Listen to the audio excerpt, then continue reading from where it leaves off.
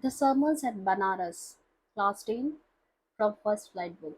Word meanings are sacred, holy, scriptures, holy and pious book, befitted, appropriate and proper, royalty related to kings, befitted royalty, deserved royalty, shield, save and protect, sufferings, sorrows, chanced upon, came across by chance, funeral procession, the procession of a dead man taken to the burial or cremation ground, monk, a hermit, alms, begging, moved, here, shook, seek, to find the desired things, enlightenment, divine knowledge, state of having got or realized high spiritual knowledge, concerning, connecting with or related to, witness, see for yourself, vow, take a please or swear to something, Bodhi tree, tree of wisdom.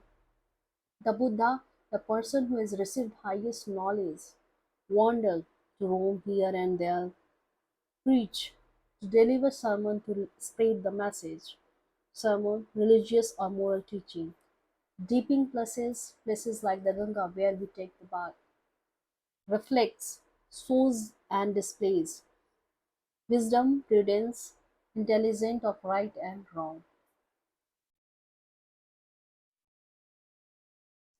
Lost her senses, as if gone mad. At length, at last, physician, consulting doctor, repaired, went, procured, obtained, remind, refresh the memory to recall of things in mind. Grief, suffering, weary, tired, hopeless, without hope, wayside, the ease of road, flickered, lighted dimly, considered, thought deeply, fate, destiny, selfish, chiefly concerned with oneself, valley of desolation, land of sorrows and sufferings, immortality not affected by death, surrender, submit or give up, mortal those who are bound to die, brief, short and of little duration, avoid, escape or ignore, ripe, matured and fully grown, earthen vessels, pots and utensils of mud, potter, persons who makes earthen vessels. Summary of the Sermons at Benares. Introduction. The Sermon at Benares is a chapter written by Betty Renshaw. The chapter covers the journey of Gautam Buddha from princehood to his saintly life. After seeing the suffering of the world, he decided to give up all worldly pleasures and sought enlightenment. He finally attained salvation under a tree at Bodh Gaya.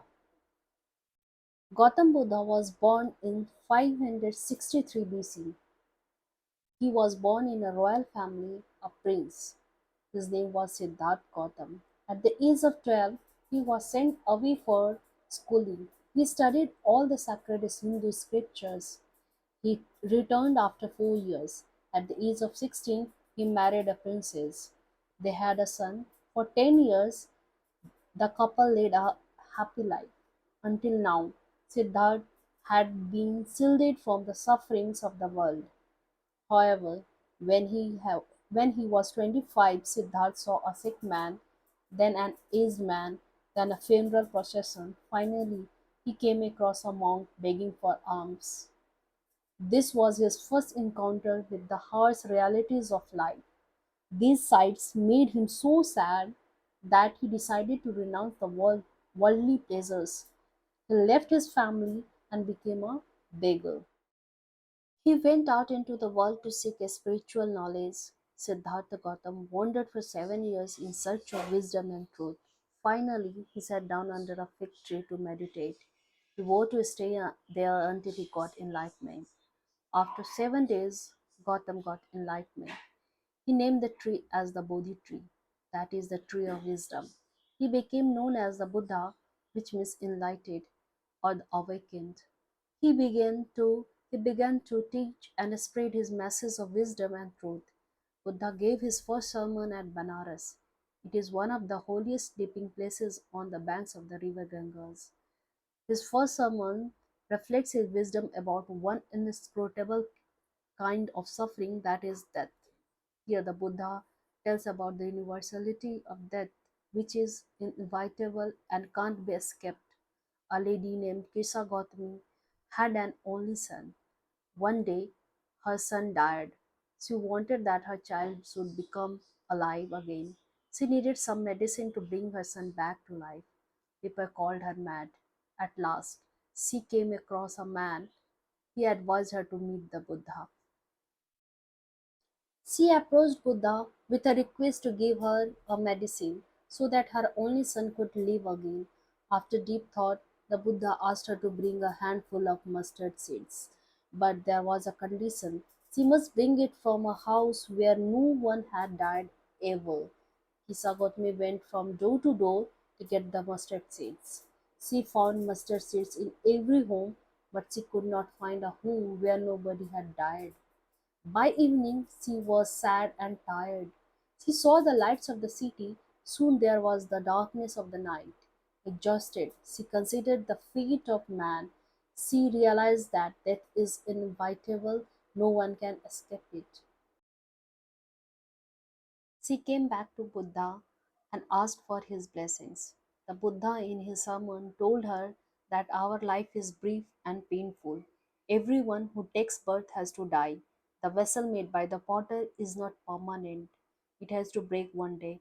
In the same way, everyone has to die one day. Death spares none. Everyone grieves when someone dear dies, but grieving cannot bring the dead back to life. So death and sufferings are unavoidable. The wise people do not grieve as they know the truth. Weeping does not bring peace to the mind. On the other hand, a person's pain becomes greater by grieving. His body also suffers. One who has learned to control his grief shall have peace of mind. That person is blessed who has overcome his sorrow.